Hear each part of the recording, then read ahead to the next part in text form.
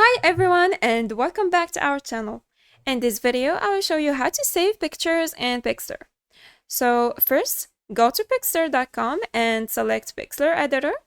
Then here, click on Open Image to open a picture from your computer. Let's select this one for example. Then click on Open. And now you can edit your image. You can add text. You can add text, shapes, you can change, you can add filters, adjust it. You can edit your image to your liking. And once you're done, just go to this icon here and click on it. Then here you can select the picture type.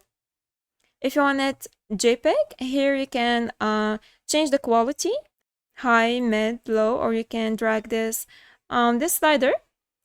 You can also change the width and the height, or select PNG, and here you can select if you want to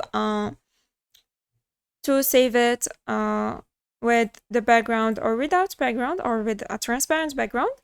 Here you can select this option, or PDF or PXZ if you want to save your image in Pixlr. And after selecting, just click on Save As. Or you can also go to File here and click on Save. And follow the same steps.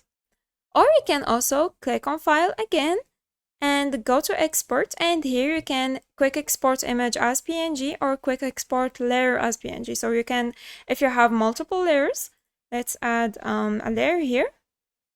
This one, for example.